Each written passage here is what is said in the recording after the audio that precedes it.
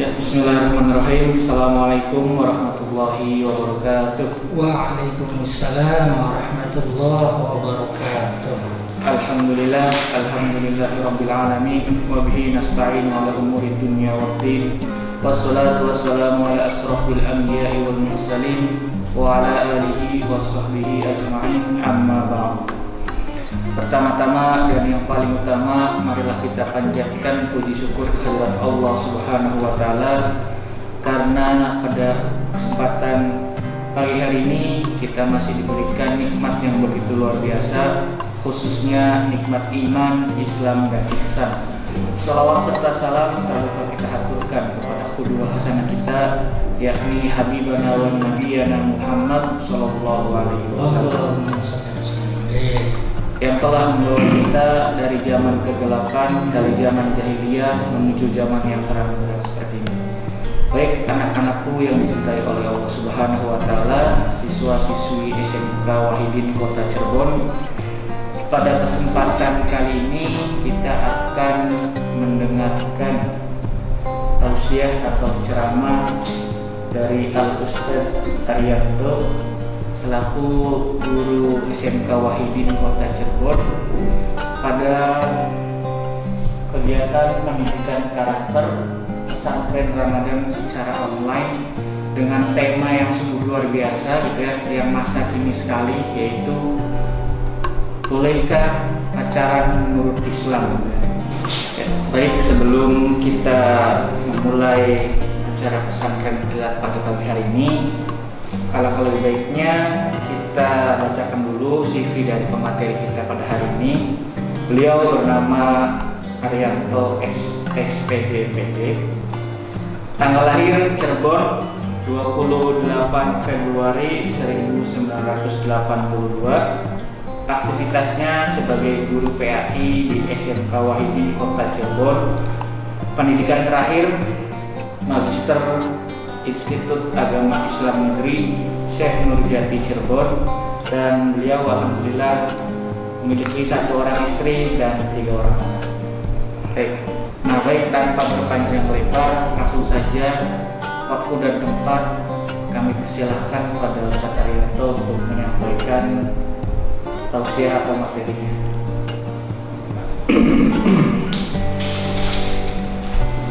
Bismillahirrahmanirrahim. Assalamualaikum warahmatullahi wabarakatuh. Waalaikumsalam warahmatullahi wabarakatuh. Yang saya hormati Kepala Sekolah SMK Wahidin Kota Cirebon, Ibu Hasanah SPD MPD. Yang saya hormati Wakil Kepala Sekolah Bidang Kesiswaan, Ibu Yuningsi SH, beserta staf dan jajarannya.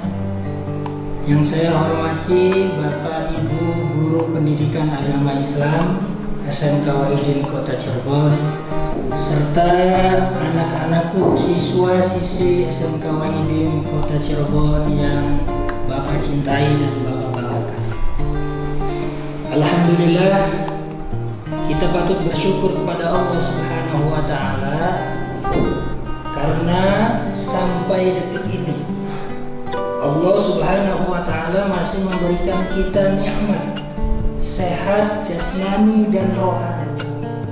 Bayangkan kalau seandainya hari ini kita terbaring terbujur kaku di rumah sakit dengan tabung oksigen atau dengan selang infus yang menempel di tubuh kita, maka bayangkan.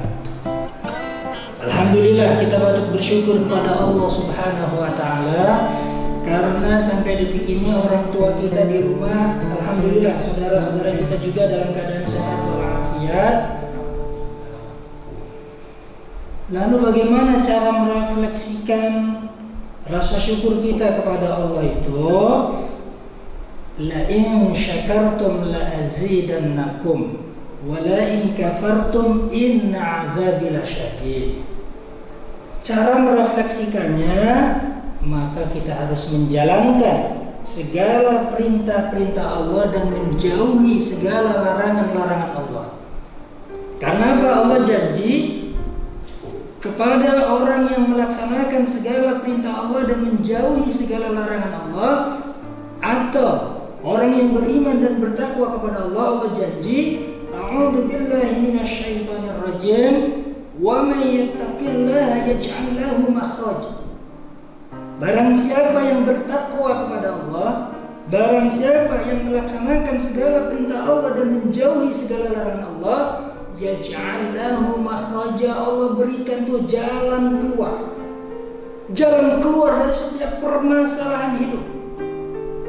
Wa yarzuqhu min haitsu la yahtasib, dan Allah janji akan memberikan rizki kepada orang yang bertakwa dari arah yang tidak disangka-sangka.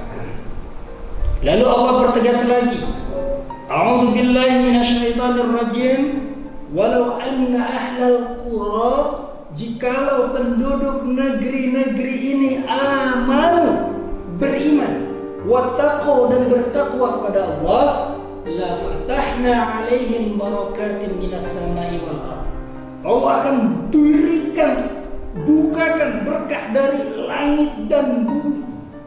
Artinya apa?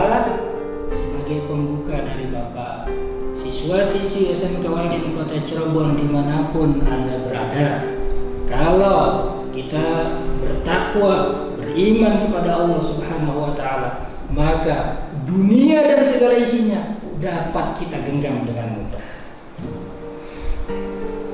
Siswa-siswi SMK Wahidin Kota Cirebon yang Bapak cintai dan Bapak banggakan, tema pada pesantren kilat kita kali ini apa, Pak Moderator? Tema tadi, Bolehkah pacaran dalam Islam? Bolehkah pacaran dalam Islam? Atau pacaran dalam Islam bolehkah? Ini tema ini menarik sekali. Karena kalau membahas tentang pacaran, terlebih dahulu saya ingin bertanya dulu ke moderator. Ini moderatornya kelihatannya masih single nih. Baik, sebelum kita bahas pacaran dalam Islam, saya tanya dulu ke moderator, apakah pernah jatuh cinta? Masya Allah. Alhamdulillah pernah. Pernah. Kalau sudah pernah jatuh cinta, apakah sudah pernah mengutarakan cinta kepada orang yang dicintai? Belum pernah mengutarakan cinta. Kalau sudah pernah jatuh cinta tetapi belum pernah mengutarakan cinta kepada seorang yang dicintai, berarti 100% Anda single. Betul? Single, Masya Allah. Catat, single. Masya Allah. Baik anak-anakku yang Bapak cintai dan Bapak banggakan, ini berbicara tentang cinta. Itu kita bisa melihat di Kamus Besar Bahasa Indonesia mengenai arti cinta. Itu di Kamus Besar Bahasa Indonesia, di situ dikatakan cinta itu senang, cinta itu terpikat, cinta itu kangen, cinta itu rindu. Artinya apa di sini? Ketika berbicara tentang cinta, itu pasti ngomongnya tentang hati, betul? Betul. Kalau berbicara tentang hati, maka saya harus berhati-hati. Kenapa saya harus berhati-hati? Takut ada hati yang tersakiti. Kalau sampai ada hati yang tersakiti, maka nanti bisa bunuh diri. Kalau sudah bunuh diri, maka sudah jelas neraka tempat. Makanya saya harus hati-hati. Baik anak-anakku, siswa-siswi SMK Wahidin Kota Cirebon yang Bapak cintai dan Bapak banggakan, cinta ini ada yang bertanya kepada saya mengenai apakah ada dampak negatif dari cinta, dampak positifnya apakah ada? Baik, Bapak jawab sekarang. dalam cinta itu ada yang namanya the power of love. Power of love itu kekuatan cinta. Kalau ngomong tentang cinta itu ada kekuatan cinta yang dimiliki oleh semua manusia. Artinya apa? Ketika seseorang memiliki the power of love, kekuatan cinta, ketika dia mencintai seseorang, dia bisa berubah dari yang tadinya sering bolos sekolah, yang tadinya dia malas, yang tadinya sholatnya bolong-bolong, yang tadinya akhlaknya tidak baik, dengan kekuatan cinta, karena dia mencintai seorang wanita yang salehah, maka dia sekejap bisa berubah drastis. Itu dampak positif dari cinta. Tetapi begitu juga sebaliknya, ketika orang bertanya dampak negatif dari cinta, sering kita lihat ketika orang putus cinta, ketika orang ditolak cintanya atau cintanya bertepuk sebelah tangan, maka disinilah dampak negatif dari cinta itu akan muncul, yaitu apa? Yang tadinya rajin sholat, tiba-tiba dia berubah, bolong-bolong sholat. Kenapa? Frustasi, cintanya ditolak. Yang tadinya beribadahnya rajin, gara-gara cinta bertepuk sebelah tangan, dia stres. Akhirnya apa? Ibadahnya jadi tidak rajin. Yang tadinya akhlaknya baik, gara-gara ditolak cintanya mentah-mentah oleh seorang wanita yang dia cintai, akhirnya dia lari ke pergaulan malam, pakai narkoba, minum minuman keras, di tempat hiburan malam, ikut geng motor, gara-gara cinta bertepuk sebelah tangan. Mudah-mudahan Bapak moderator tidak bertepuk sebelah tangan. Baik anak-anakku yang Bapak cintai dan Bapak banggakan, ketika berbicara tentang cinta, itu ada tipe-tipe orang mengekspresikan cinta itu seperti apa. Itu ada tipe-tipenya. Yang pertama, ketika saya tanya ke moderator, sudah pernah jatuh cinta? Sudah pernah mengungkapkan cinta? Belum.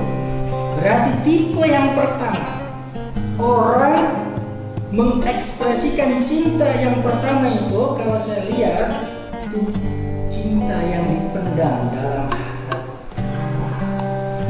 Ini dialami oleh moderator kita, belum pernah mengucapkan cinta. Artinya apa di sini? Cinta itu dipendam saja dalam hati. Ketika melihat orang yang dicintai dari jauh, itu rasanya senang sekali. Itu orang yang tipe cinta yang dipendam dalam hati. Bahkan ketika lihat orang yang dicintai itu lagi ketawa-ketawa, itu hatinya berbunga-bunga. Lebih dekat duduknya dengan orang yang dicintai, itu jantung itu seakan itu seperti itu. Ciri yang pertama atau tipe yang pertama, orang yang hanya memendam rasa cintanya, itu dipendam dalam hati. Tetapi anak-anakku, siswa-siswa SMK Wahidin Kota Cirebon yang Bapak cintai dan Bapak banggakan, ini ternyata orang yang hanya memendam cintanya dalam hati itu bisa jadi satu, karena dia kurang percaya diri. Yang kedua, karena dia minder. Yang ketiga, karena dia tidak mau mengucapkan cinta, karena nantinya mungkin ada dampak negatif dan lain sebagainya. Makanya dia pendam dalam hati, tetapi dia akan suatu saat nanti dia akan mengucapkan kalau sudah tiba waktu. Contohnya, itu tipe yang pertama. Tipe yang kedua, Orang yang mengekspresikan cinta itu yang kedua itu ini seperti anak-anak zaman sekarang. Artinya apa? Mengekspresikan cintanya itu dengan pacaran. Dengan pacaran. Pak, kalau saya tanya ke orang muda, Pak itu pandang, saling pandang. Cak, itu saling cakap. Ran itu kalau dalam bahasa Inggris itu berlari. Artinya apa? Ketika sudah saling pandang, ketika sudah saling cakap, maka akan melakukan tindakan-tindakan yang merugikan orang tersebut. Jadi ketika tipe yang kedua, yaitu mengekspresikan cinta dengan pacaran seperti anak muda zaman sekarang, itu bagaimana Pak hukumnya? Jelas Allah Subhanahu wa taala berfirman dalam surat Al-Isra ayat 32, Allah mengatakan a'udzubillahi minasyaitonir rajim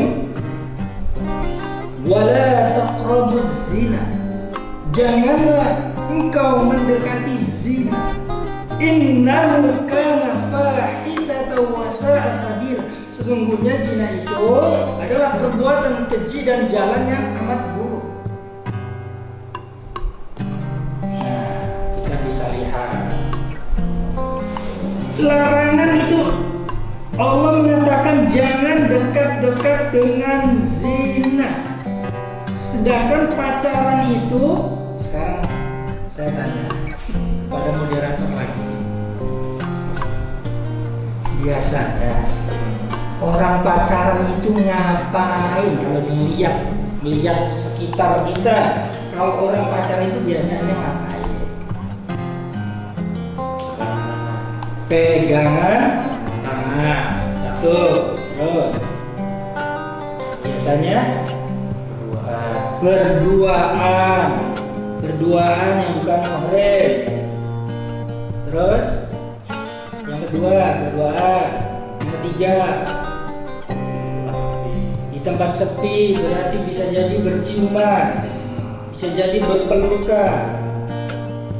Kalau pacaran sudah diidentikan dengan seperti itu, berduaan, pegang-pegang tangan, berciuman, berpelukan, naik motor juga pegangannya seperti perangko orang sekali, ini sudah jelas mendekati zina dan hukumnya haram. Kita lihat saja banyak sekali remaja-remaji zaman sekarang, ketika dia berpacaran, dia mengatakan saya rajin sholat, saya tidak akan pernah pegangan tangan, saya tidak akan pernah berpelukan, saya tidak akan pernah berciuman dengan orang yang saya cintai, saya tidak akan melakukan perbuatan-perbuatan seperti itu, saya bisa menjaga. Tapi karena ketika sudah berduaan, dalam hadis dikatakan ketika laki-laki perempuan berduaan, maka yang ketiganya adalah syaitan. Walaupun dia rajin sholat, rajin ibadah dan lain sebagainya, ketika sudah berduaan di tempat yang sepi, setan masuk melalui aliran darah, maka yang terjadi bisa dibayangkan, dia lupa akan sholatnya, dia lupa akan ibadahnya, yang dia ingat hanya kesenangan sesaat. Baik, siswa-siswi SMK Wahidin Kota Cirebon yang Bapak cintai dan Bapak banggakan, jadi perempuan itu harus mahal. Artinya apa? Jadilah seperti sebongkah permata, sebongkah emas, sebongkah berlian. Ini mahal. Kenapa? Kalau perempuan yang murah itu nanti akan mendapatkan laki-laki yang murah. Tetapi kalau perempuan itu mahal, insya Allah dia akan mendapatkan laki-laki yang mahal. Artinya laki-laki yang soleh, laki-laki yang mampu menjaga dirinya menuju kebahagiaan di dunia dan nanti di akhirat. Itu tipe yang kedua, mengenai orang yang mengekspresikan cinta dengan pacaran. Lalu yang ketiga, ini mengekspresikan cinta itu dengan cara ta'aruf. Ta'aruf itu kalau kita buka lagi pengertiannya, itu artinya saling kenal mengenal atau saling berkenalan, atau dalam bahasa Inggrisnya introduction. Saling perkenalan, ini ta'aruf. Artinya Bapak boleh kata ta'aruf? Boleh. Kenapa? Karena ta'aruf ini berbeda dengan pacaran. Kalau pacaran di sini hanya mengumbar dosa dan hubungan yang tidak jelas. Tetapi kalau ta'aruf di sini betul-betul hubungan yang jelas menuju ke jenjang yang berikutnya, yaitu ingin segera menikah. Misalnya seorang laki-laki karena dia ingin menikah, akhirnya dia mencari seorang wanita, lalu dia datang tuh ke rumah wanita tersebut, ngomong baik-baik ke bapak ibunya, ingin berkenalan dengan anaknya, lalu ditemani oleh kedua orang tuanya, ditemani oleh mahramnya. Disitulah terjadi namanya percakapan dan boleh minta waktu untuk saling mengenal minimal 1 bulan. Kemudian itu kalau cocok maka jadi untuk menikah, tetapi kalau tidak cocok berarti dia bisa ngomong baik-baik. Ini yang dianjurkan dalam Islam. Dalam arti apa? Ta'aruf sesuai dengan ajaran Islam kalau ta'aruf ini dilakukan dengan benar. Karena banyak juga yang terjadi dengan modus ta'aruf, meminta nomor HP, lalu chat di HP dengan mesra dan lain sebagainya, lalu video call dengan orang yang dicintai dan lain sebagainya, maka ini sudah jelas ta'aruf yang sudah tidak benar. Itu mengekspresikan cinta yang ketiga. Baik anak-anakku yang Bapak cintai dan Bapak banggakan, untuk lebih mengenal lagi mengenai pacaran dalam Islam itu boleh apa tidak, itu kayaknya lebih enak nanti kita saling tanya jawab saya. Kita lebih enak saling tanya jawab mengenai pacaran dalam Islam itu bagaimana. Baik, itu saja dari saya. Terima kasih. Assalamualaikum warahmatullahi wabarakatuh. Waalaikumsalam warahmatullahi wabarakatuh. Oke, baik, terima kasih kepada Ustaz Haryanto yang sudah menyampaikan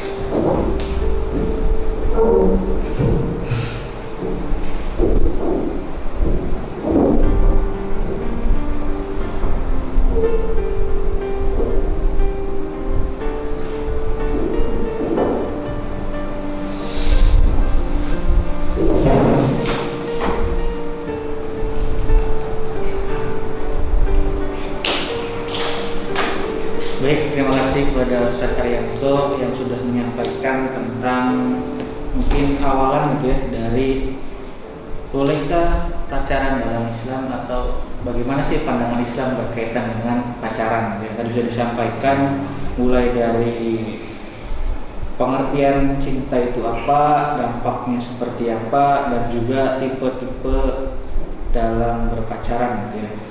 Nah itu mungkin sebagai pengantar. Selanjutnya di sini ada beberapa pertanyaan gitu Pak terkait dengan pertama, apa sih arti dari cinta sejati gitu, menurut Waryanto nih? Karena mungkin sudah mengalami gitu. Kalau saya mah belum gitu. Ini pertanyaan yang bagus sekali. Arti dari cinta sejati. Moderator tadi bertanya arti cinta sejati. Katanya dia belum mengalami, berarti belum pernah mengetahui siapa cinta sejatinya. Iya, belum tahu. Anak-anakku yang Bapak cintai dan Bapak banggakan, ini kita biasanya sering melihat atau sering mendengar istilah cinta sejati. Itu apa sebenarnya cinta sejati? Ada yang mengatakan, Pak, cinta sejati itu cinta yang sampai mati. Ada yang mengatakan seperti itu. Ada yang mengatakan, Pak, cinta sejati itu hanya satu, ya itu saja. Baik, saya melihat dan membaca di kamus atau di buku mengenai psikologi cinta dan lain sebagainya, itu yang namanya cinta sejati. Itu perasaan yang masih tetap ada dalam kondisi apapun. Artinya di sini cinta sejati itu berarti tidak memandang kalau dia lagi punya apalagi tidak punya. Tidak memandang pasangannya itu punya jabatan apa tidak. Tidak memandang pasangannya itu punya harta yang melimpah apa tidak. Tidak memandang nanti badannya, lebarnya kayak apa ketika udah punya anak. Itu cinta sejati tidak memandang itu semua. Tidak memandang nanti dia tuanya giginya ompong. Tidak memandang nanti keriput, tidak memandang nanti rambutnya kalau putih itu gimana. Itu yang namanya cinta sejati. Dia akan terus mencintai orang tersebut dan tidak memandang apapun. Itu cinta sejati. Contoh, ketika dalam film biasanya anak-anak semua sering lihat, atau kameramen juga mungkin sudah punya cinta sejatinya nih, kameramen biasa sudah punya cinta sejatinya, cuman tidak diekspos saja. Kenapa? Karena kalau cinta sejati itu dia berusaha sekuat tenaga agar orang yang dicintainya itu bahagia. Tapi tanda kutip, sekuat tenaga di sini tidak menghalalkan berbagai macam cara. Tetapi dia berusaha sekuat tenaga dia untuk membahagiakan orang yang dicintainya, baik dengan harta, baik dengan kesenangan dunia. Tapi yang lebih utama, dia ingin bahagia dengan istrinya nanti atau suaminya nanti di dunia juga di akhirat. Itu namanya cinta sejati. Jadi anak-anakku semua di sini, siswa-siswi SMK Wahidin Kota Cirebon yang sedang ikut pesantren kilat, di sini aku pesan, carilah cinta sejati yang betul-betul membawa kalian pada jalan yang diridhoi Allah Subhanahu wa Ta'ala. Itu. Ada lagi mungkin? Moderator? Ada nih. Yang kedua nih, Ustaz. Bagaimana supaya kita bisa terhindar dari perbuatan zina? Karena tadi kan disebutkan bahwa pacaran itu identik dengan hal-hal yang mungkin negatif. Maka bagaimana sih kita menjaga diri kita agar terhindar dari perbuatan zina? Bagaimana supaya kita terhindar dari perbuatan zina? Jangan pacaran. Bagaimana supaya kita terhindar dari zina? Jangan pacaran. Wah, masa hidup zaman milenial seperti ini tidak pacaran? Anak-anakku yang Bapak cintai dan Bapak banggakan, supaya kita terhindar dari zina, itu Allah Subhanahu wa Ta'ala di dalam Al-Quran itu mewanti-wanti kepada laki-laki yang beriman, kepada perempuan yang beriman. Yang pertama itu apa? Kullil mu'minin yaghuddu min absarihim, hendaklah menjaga pandangan.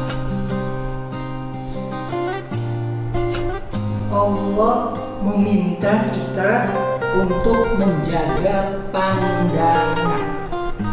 Pandangan apa? Dari sesuatu hal yang bisa membangkitkan syahwat. Contoh, naik mobil, naik angkot, kita lagi duduk, tiba-tiba ada perempuan duduk di depan kita memakai rok mini yang pahanya mohon maaf kelihatan. Ini bagaimana?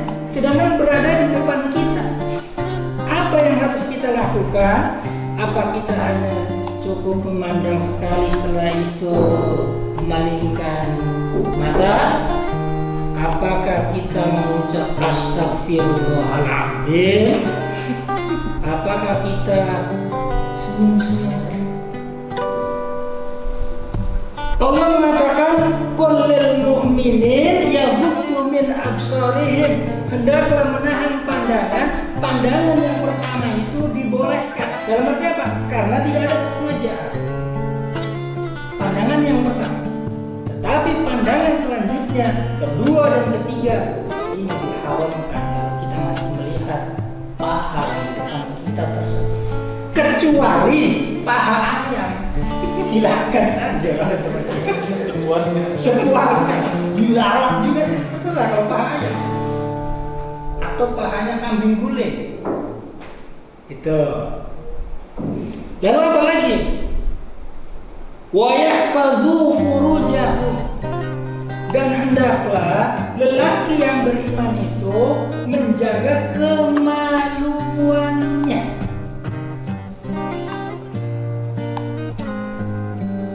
Kenapa? Karena zina itu pengertiannya, sebenarnya kalau kita ketahui dalam sebuah hadis, zinanya mata adalah melihat, zinanya telinga adalah mendengar. Mendengar apa? Pertama, melihat hal-hal yang bisa membangkitkan syahwat. Seperti apa? Melihat video porno, atau melihat orang melakukan hubungan badan, atau melihat reality show yang sekarang udah banyak tampil di media sosial. Itu banyak sekali zina yang kita lakukan sebenarnya saat. Lalu kalau telinga, zinanya adalah mendengar sesuatu yang berbau syahwat, itu zina. Contoh lagi, tanpa kita ketahui kita lagi main di rumah teman, tiba-tiba ada teman kamar sebelah lagi nonton video porno, suaranya kedengeran sampai ke kita. Kalau kita ikut mendengar, ini kita termasuk di sini. Kenapa? Karena telinga yang mendengar rintihan-rintihan yang berbau syahwat. Itu makanya hati-hati. Lalu kepada laki-laki yang beriman, Allah berpesan jaga kemaluan. Karena sekarang kita lihat saja di jalan-jalan, dari mulai terminal, dari mulai Sukalila, dari mulai Karangampel, dari mulai daerah-daerah itu banyak sekali di situ. Mohon maaf, tanda petik, wanita-wanita mama yang menjajah, menjual tubuhnya. Nah, kalau Allah berpesan di sini supaya kepada laki-laki yang beriman untuk menjaga kemaluan, jangan sampai di sini melakukan perbuatan zina.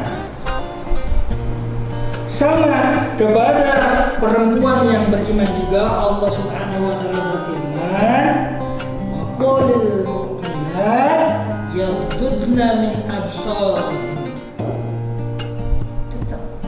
jaga kepandangan, jaga kemaluan, jangan sampai menampakkan auratnya ke orang lain. Dalam arti yang tidak dibolehkan untuk wanita itu bertabarus. Tabarus, bersolek, memperlihatkan kecantikannya, memperlihatkan perhiasannya untuk diperlihatkan orang lain. Itu perempuan banyak yang tabarus, berlebih-lebihan seperti itu. Karena kita ketahui biasanya lelaki atau perempuan itu biasanya senangnya seperti itu, dipuji. Makanya tidak heran kalau sekarang kita lihat ada kecantikan yang menipu. Kenapa dia bisa cantik? Beratnya 3 cm. Di sini pakai gloss on, di sini pakai lipstick, di sini pakai eyeshadow, di sini pakai alis, sulam alis. Sehingga apa? Ketika mau tidur, dia buka itu semua. Masya Allah, kecantikannya hilang semua. Kenapa? Karena itu penipu palsu. Sulam alis, lipstick yang merah, kemerah-merahan, pipi yang kemerah-merahan, alis, eyeshadow dan lain sebagainya itu. Makanya perempuan itu jangan sampai bertabarus yang berlebihan. Itu bisa mengundang kaum Hawa, kaum Adam. Untuk apa? Ya nanti seperti itu. Itu pertanyaan berikutnya gimana?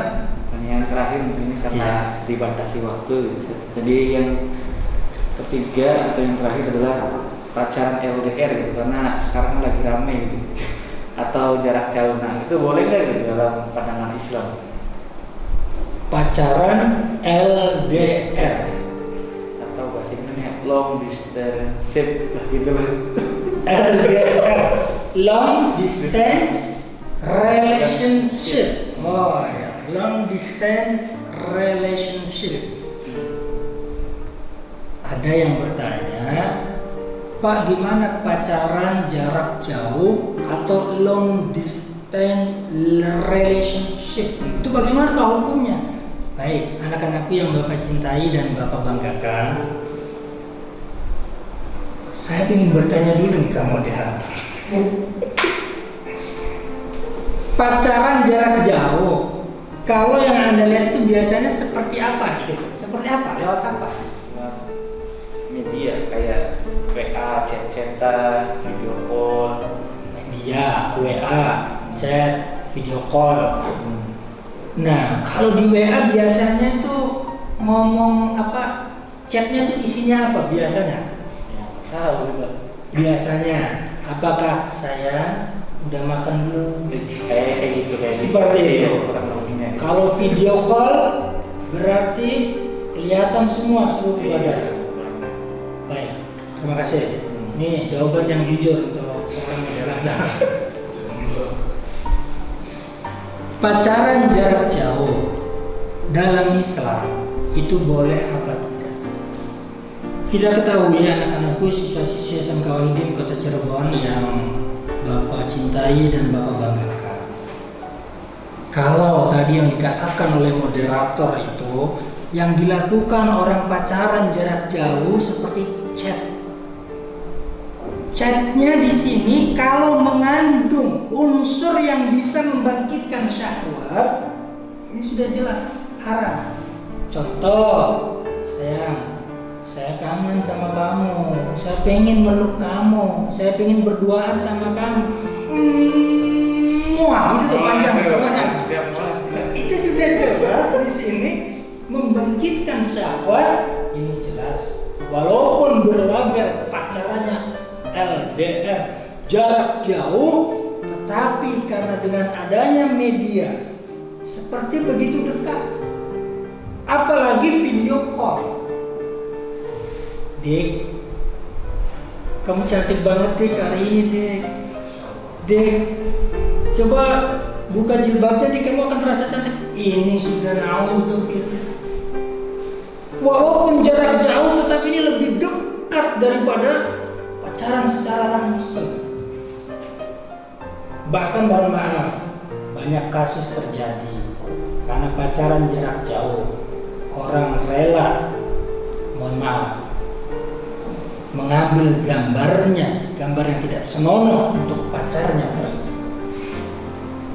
Video call tetapi berbau seks, video call tetapi berbau syahwat. Ini sudah jelas, walaupun berlabar gak pernah ketemu dan lain sebagainya, tetapi karena ini mengandung syahwat, sudah jelas, wala taqrabuz zina, jangan kau dekati dengan zina. Sudah jelas, pacaran LDR itu dalam Islam haram dengan kata apapun. Jangankan pacaran LDR, ta'aruf yang tidak sesuai dengan Islam itu juga haram. Baik, itu saja. Ada pertanyaan lagi dari moderator? Ya, Karena waktu kita yang membatasi. Ini closing statement atau masukan ke siswa-siswi SMK Wahidin tentang pacaran kayak gimana? Saya Ya, terima kasih. Siswa-siswi SMK Wahidin Kota Cirebon yang Bapak cintai dan Bapak banggakan, itu tadi obrolan sekilas ya, tentang kegiatan pesantren kilat kita kali ini yang tadi baru kita bahas, yaitu pacaran dalam Islam boleh apa tidak. Di sini saya selaku guru pendidikan agama Islam sini berpesan kepada siswa-siswi SMK Wahidin Kota Cirebon yang Bapak cintai dan Bapak banggakan, ketika Anda memiliki perasaan cinta kepada seseorang, kepada laki-laki, atau sebaliknya seorang perempuan cinta kepada laki-laki atau laki-laki cinta kepada seorang perempuan, maka di sini harus sesuai dengan syariat agama Islam. Apa syariat agama Islam? Jangan ikut-ikutan dengan tren yang sekarang. Seperti apa? Yang tadi dibahas, ikut dengan tren pacaran. Sebenarnya dalam Islam itu tidak ada yang namanya pacaran. Di dalam Islam itu tidak ada yang namanya berdua-duaan yang bukan muhrim. Bahkan pegangan tangan katanya dosanya kecil jadi tidak apa-apa katanya. Ada yang mengatakan berpelukan juga tidak apa-apa karena tidak melakukan hubungan kelamin. Ada juga yang mengatakan bonceng motor seperti perangko juga nggak apa-apa karena tidak berhubungan kelamin. Maka Islam tersebut salah besar. Salah besar. Karena sarana-sarana tersebut itu mendekati zina. Jadi bawa pesan kepada seluruh siswa-siswi SMK Wahidin Kota Cirebon yang mudah-mudahan kalian semua menyimak pesantren kilat ini. Pesan Bapak yang pertama, selalu beriman dan bertakwa kepada Allah. Yang kedua, jangan sampai kalian nyoba-nyoba untuk pacaran. Kenapa? Karena kalau sudah nyoba, setan itu menggoda melahirkan darah, maka yang terjadi banyak orang yang sengsara hidupnya, yang ditinggal laki-laki karena sudah hamil duluan, ditinggal laki-laki karena sudah pernah melakukan hubungan duluan dan lain sebagainya. Maka kalau pesan, tinggalkan pacaran yang sesuai dengan syariat Islam, yaitu ketika pacaran setelah menikah. Ini yang poin yang dibolehkan. Pacaran setelah menikah itu lebih dahsyat. Pacaran setelah menikah itu lebih bisa membuat rumah tangga itu sakinah mawaddah warahmah. Kenapa? Karena pacaran itu lebih banyak menipunya daripada jujur. Kita lihat motor bagus-bagus ketika apa? Motornya motor rental. Kita lihat dia pakai mobil, datang ke rumah seorang perempuan yang dicintai, mobilnya mobil temannya, pakaiannya pakaian pinjam dan lain sebagainya. Bahkan omongannya dia pun selembut-lembutnya ketika pacaran. Kenapa? Karena ingin menarik hati orang yang dicintai, sehingga apa? Kamuflase semuanya bohong semua.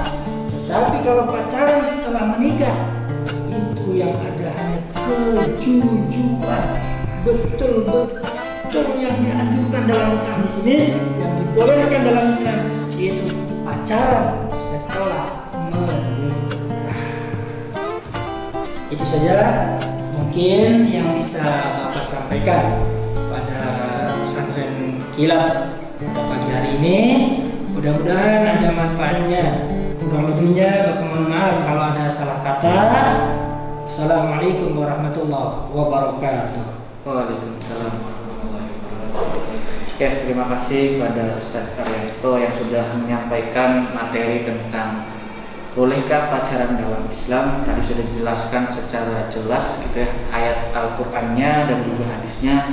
Semoga kita semua, khususnya siswa-siswi SMK Wahidin Kota Cirebon, dapat gitu ya menerapkan apa yang tadi sudah disampaikan, dan ada sedikit kata mutiara gitu yang bisa dirangkai tadi gitu ya selama jalannya materian. Itu cinta bukan hanya sekedar kata-kata, tapi lebih dari itu melibatkan rasa dan diridhoi oleh Allah Subhanahu wa taala. Masya Allah. Luar biasa gitu ya. Mungkin itu yang bisa disampaikan. Bila ada kata-kata yang kurang berkenan, mohon dimaafkan, karena kebaikan datangnya dari Allah Subhanahu wa taala dan kesalahan datangnya dari saya pribadi. Akhirul kalam, assalamualaikum warahmatullahi wabarakatuh. Waalaikumsalam warahmatullahi wabarakatuh.